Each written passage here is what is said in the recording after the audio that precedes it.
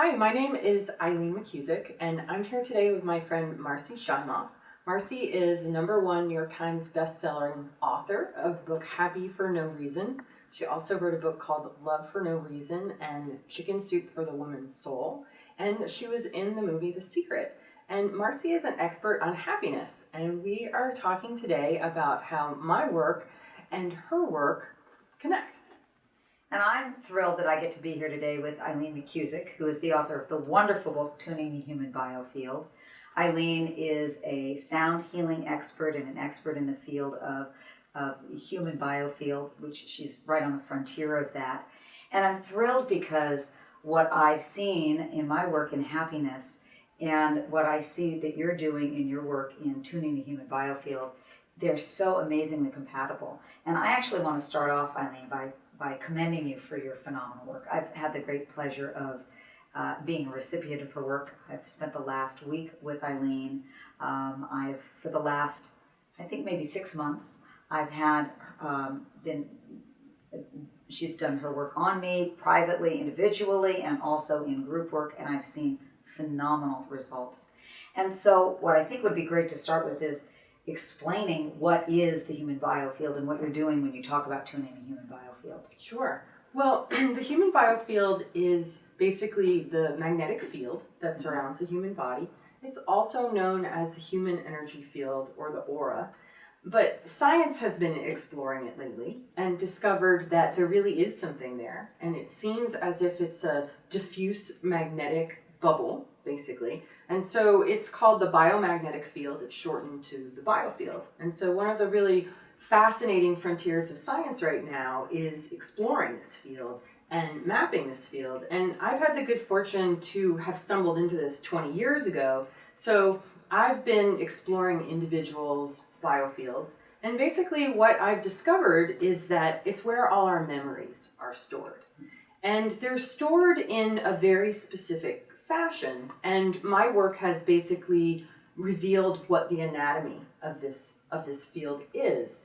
And I found that as we go through our day and we generate our experiences, they get sort of laid down in standing waves in this field. And as we generate information, it moves away from us. So when I'm working with somebody and I use tuning forks, kind of like sonar, I bounce the sound off of the body and off of the field, and I listen to what comes back. And that reveals the terrain and the tone that's there.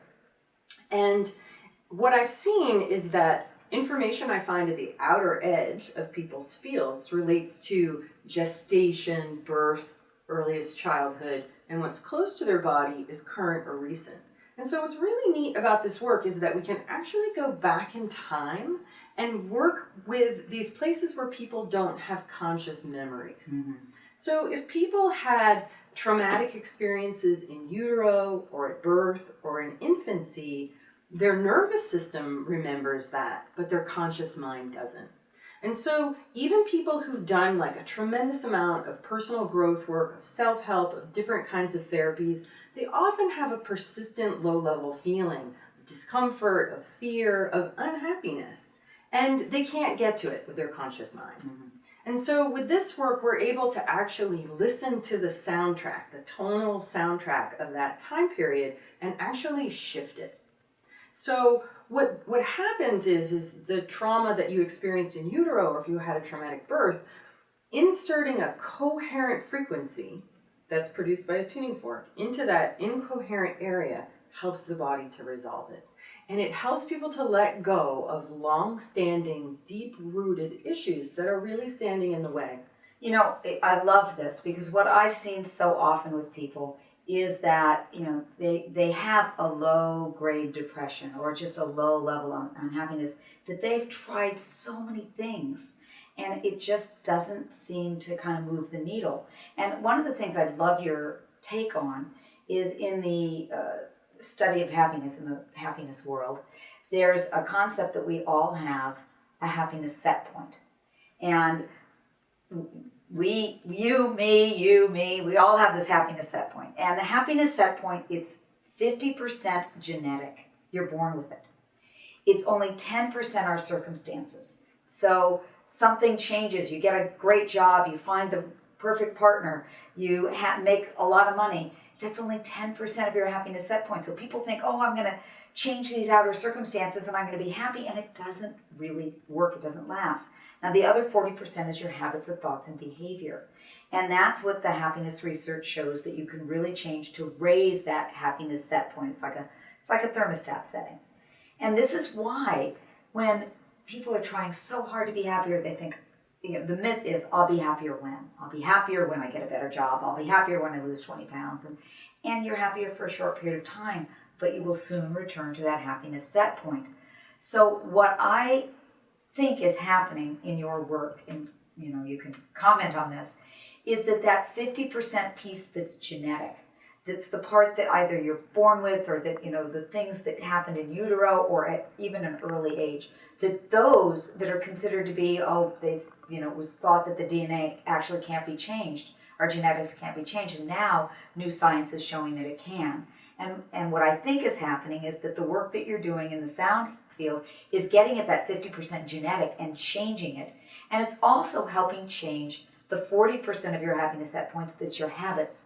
Because when you can get to that deeper stuff, the genetic piece, then you have greater access to change your habits. So absolutely. Talk about this. Yes, absolutely. So one of the things that I really notice is that people come in, that it starts in utero.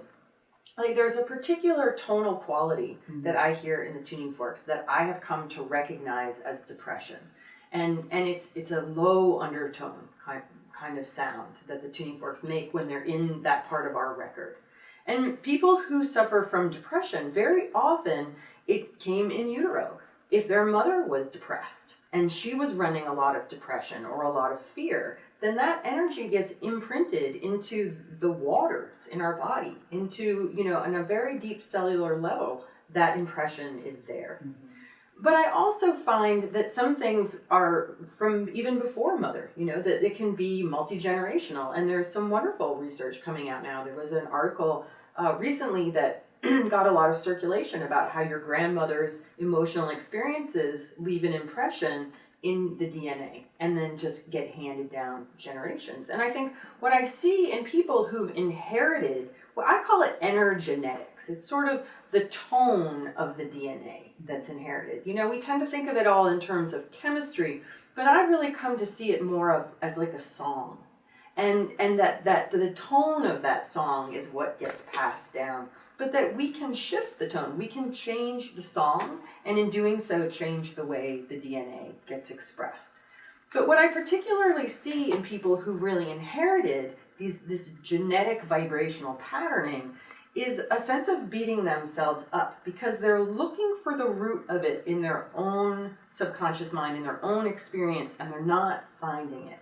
And they're not able to change it. And then, they think, well, I'm supposed to be creating my reality. Like, what's wrong with me? Like, I'm failing in my attempt to overcome this. And then that turns into the negative self-talk. It might turn into addictions. Because if you have a tonal quality going on in your system that you can't figure out how to modulate, then you're going to try to suppress it. Mm-hmm. And so things like shopping or like drinking or smoking or eating become our habit to try to suppress it. And then that's another excuse to beat ourselves up because we've got all these bad habits.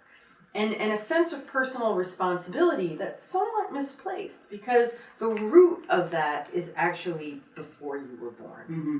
And so what's so neat about this work is this ability to go in to discover that, to help to shift it, but to also reveal to people that it really wasn't their fault. Yeah. And that liberates them from this sense of guilt and judgment that they've been heaping on themselves. I'm really so glad you're talking about this because my own personal experience was that I feel like I joke that I came into this life with existential angst. I felt a low-grade depression my whole life. And I had a great childhood. I had great parents. I had great everything. And it felt like I was carrying this ancestral kind of baggage. And, I think that many of the approaches and things that we teach in the happiness world are very, very effective. And they can make some shifts. And I think this deeper energetic work that you're doing is hugely, hugely helpful. And this isn't just for people who are depressed. 1 out of 4 women, though, I will say, in America, in North America, is on antidepressants. We have an epidemic of depression in our culture. But it's also, you know, there's a very long continuum of happiness, starting at depressed and, you know, going through low-grade depression and then up to, oh, life is okay, I'm okay, but I'm not really happy. Then going to, I'm really happy, and then going to, you know, like almost awake, enlightened, what I call happy for no reason, which I define as an inner state of peace and well-being that doesn't depend on your circumstances. And so what I think happens with the work that you're doing is that it doesn't matter where you start on that continuum, it continues to, you continue to be raised on the continuum. And I'm sure you've worked with a lot of people who are already doing, I mean, when I came to you, I was already feeling really good in my life. I was already happy. And I still feel that the work that you do every time I experience the work is that it tunes me up. I mean, I really feel like I just feel better. And in fact, I wanted to make a comment. Eileen and I were having dinner the other night, and I'd had a really, really long day, and I was pretty burned out. And I sat down with her at dinner, and I just felt fabulous. And I looked at her and I said, you know, normally I think I would feel really kind of tired right now, and I feel so good. And I think it's because I was in your biofield. I mean, you have what I call a very clean energy, and it feels good to be around. And so I think that comes from having done all the work that you've done with tuning the human biofield and being on that very high end of the happiness continuum or spectrum. And it feels so good to be around you. And what the research has shown in the happiness world is that our emotions are contagious. We catch the emotions of the people around us like we catch their colds. You know, they call it emotional contagion. They say that we become the average of the 5 people that we spend the most time with. And so when you're spending time around people who are more coherent, if you will, it feels really good. So is that kind of what's your experience? You know, I'm really fortunate that I've received so many sessions because I've been training students since 2010. I've been practicing since 1996. But in 2010, I started training people, and I was able to receive the work for the first time, which was so exciting to go through that. And I've had, I don't know, somewhere around 60 sessions or so. So I've received a lot of work. And every session, like you said, is cumulative. It builds on the one that came before it. And the essential outcome of biofield tuning, this process of having tuning forks basically combed through your field, it's almost like a grooming, you know, where we're finding these places in our history that were traumatic, that were difficult, that were stressful on the physical, mental, and emotional levels. And the idea is bringing it into the neutral midline, being able to digest these difficult experiences and integrate that energy. And the outcome is what we in the sound world call coherence. Mm-hmm. It's all of your different frequencies in phase and operating together, and that creates a kind of conservation of energy. And it makes it so that your fuse becomes very long, or your keel becomes very deep, and you just are much less ruffled or triggered by things. And that makes it a lot easier to just stay in a neutral place. That place you call happy for no reason. You know, there's no agenda. There's no need for anything in order to feel happy because your energies are just settled. And from that place, joy arises, compassion arises very easily. It's easy to feel love. It's easy to feel sadness too. It's a real allowing of whatever wants to arise. And there's no fear of feeling sad because you know it's just a wave and it's going to pass through, and then you come back to that set point of neutrality. So that it doesn't mean that I don't experience stressors. I have 2 teenage boys, you know, but I'm much more resilient, able to recover more quickly and stay patient and stay present. Yeah, when people ask me what I mean by happy for no reason, they often think I mean that you're walking around 24/7 with a silly grin on your face, and that's not it. It's that you have that inner state of peace and well-being, and you might feel sad, you might feel angry, you might feel frustrated, but you have this backdrop of peace and well-being, so you are more resilient. You can bounce back more easily. And so what I find most exciting right now about your work, because I know if I were listening to this right now, I'd go, I want that, but how do I get that?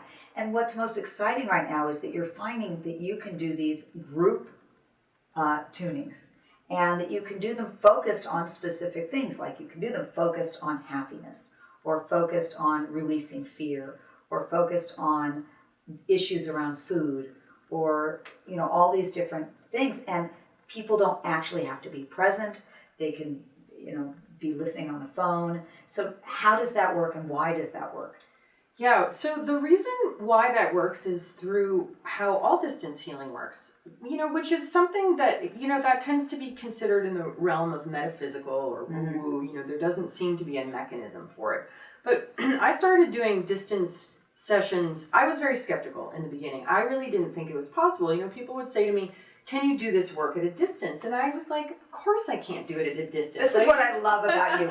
You are so I want to prove this. I want to make sure this works. And I'm going to be skeptical to begin with. Yeah. And I appreciate that. Yeah, I was really skeptical about it. But my mentor, Carl Merritt, who is a doctor in California, wrote the preface to my book. And he convinced me to give it a try. And so he was in his office in California and I was in my office in Vermont, and he said, we're just going to pretend that I'm on your table. And so I approached my treatment table pretending he was there, and much to my amazement, the whole sort of biomagnetic patterning, which I've really come to see as a sort of binary sequencing almost, that I would have found if he had actually been there, was there.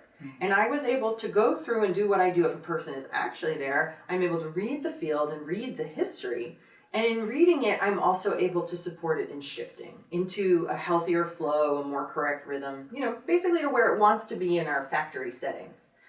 And then we got on the phone afterwards, and I had taken notes, and I said, okay, I found this, and this, and I shift this, and he corroborated everything I found and said, those are all exactly right, and I actually felt things moving around while you were working.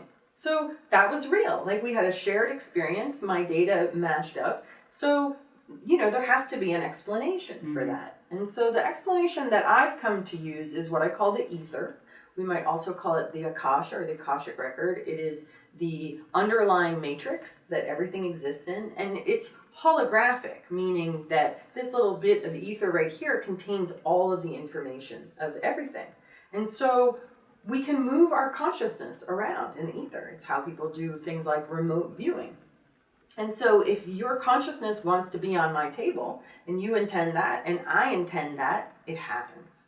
And so I was doing this work, and I kept on coming across the same pattern. And many of my clients are women in their 60s. And they all had the same pattern, and I kept seeing it over and over again. They were the first generation to be bottle fed instead of breastfed. They were fed on a schedule. Their parents had PTSD after World War II. They were kind of emotionally unavailable. They were managing that by drinking and smoking, and so they weren't really present.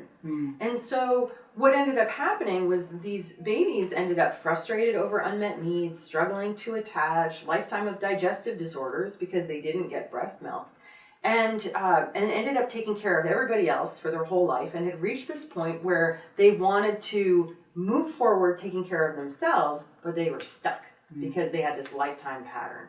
And so seeing this over and over again, I got kind of bored. I was like, oh, this again. And I came up with the thought, well, it would be really efficient for me if I could work on a whole bunch of people all at once. And so I decided to create an experiment, and I put the call out, through Facebook, social media, and said, I'm looking for women in their 60s who fit these symptoms, and I had 140 people sign up in 3 days. And I was one of them. I'm not in my 60s, but I signed up anyway.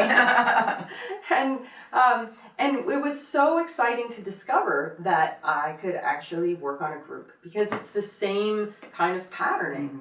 And so people had really remarkable outcomes. And so I did a few more experiments to make sure that it worked, and then I created a program, and I've run it for the last few months and just gotten incredible feedback from people. And so what I love about this is it makes it affordable for people because I make them inexpensive, so that, it's kind of a no-brainer. And so what you do is you call into a number at the appointed time and just listen in, and I approach the table and do a treatment, and I share what I'm finding, and I help to shift it.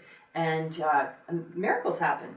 And without giving any names, maybe you could just share one example of maybe a miracle that relates to happiness. Okay.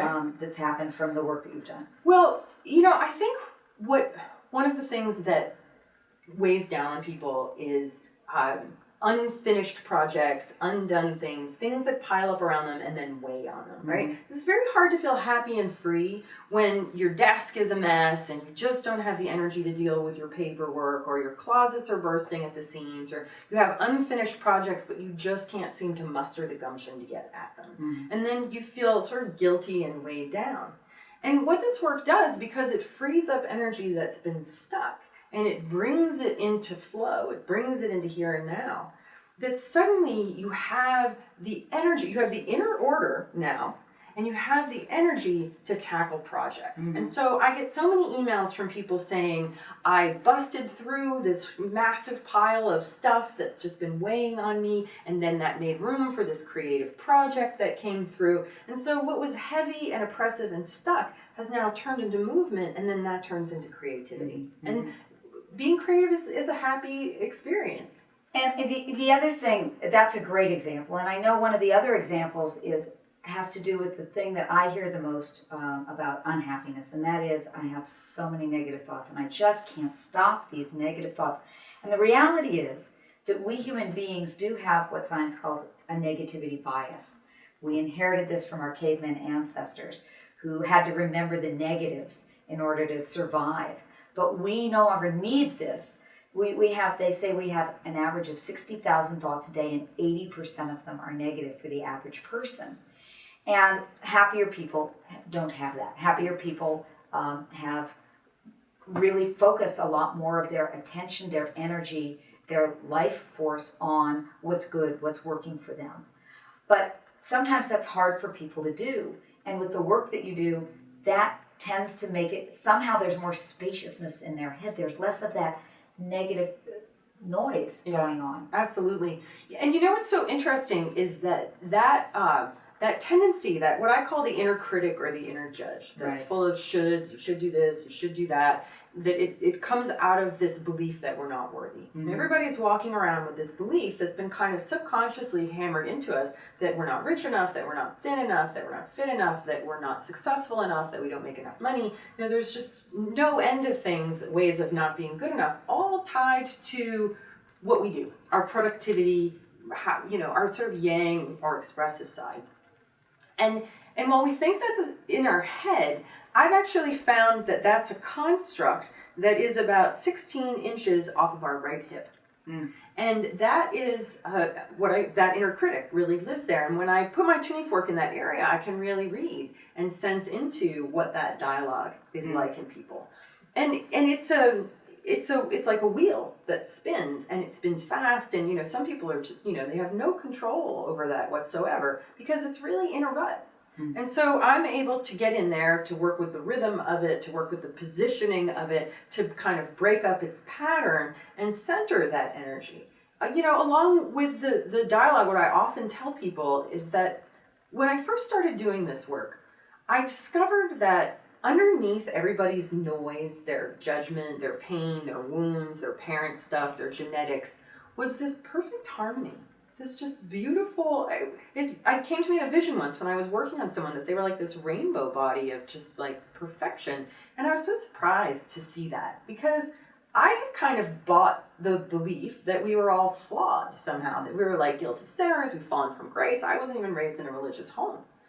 And so it was kind of a shock to see that beauty, that grace, and that harmony, and I kept seeing it in everyone.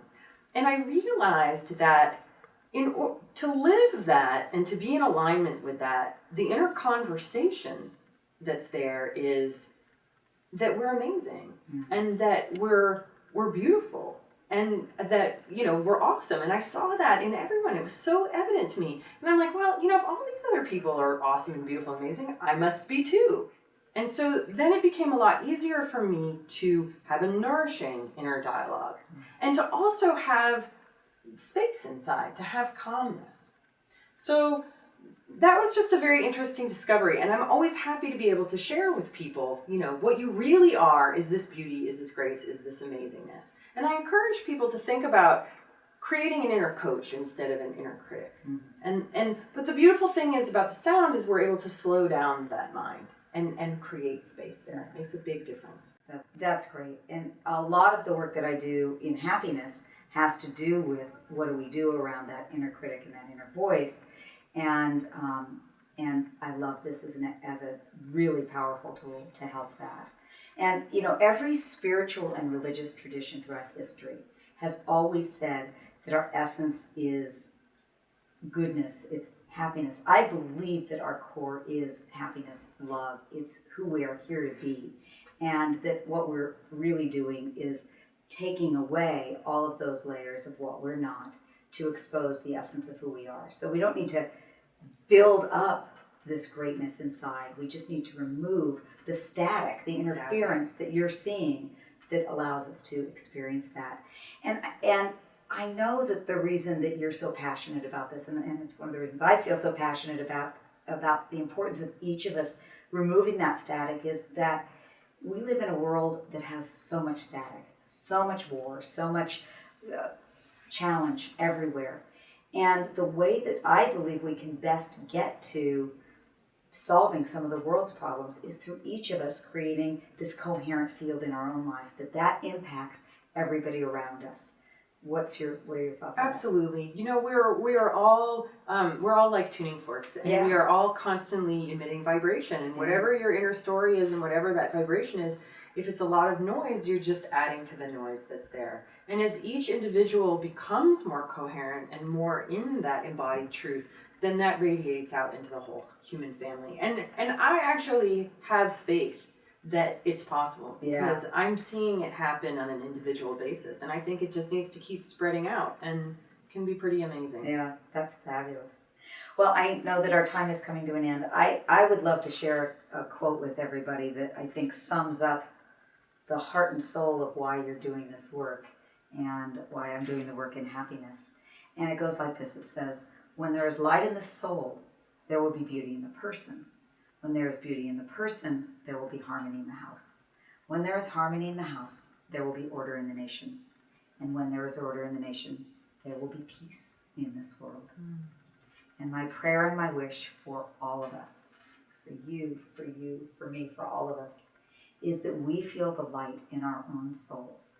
And through that, we help create more peace on this planet of ours. And I'm so grateful to you for the work that you're doing in tuning the human biofield, because I know that that's helping people experience the light in their souls and bringing peace to this planet. Absolutely. So. Great. Thank you, Marci. That just sums it up beautifully. I think that needs to be the quote for our organization, because it really is true. Wow. And thank you so much for joining with me and our audience there, and wishing everybody coherence and light in your being. And happiness. And happiness.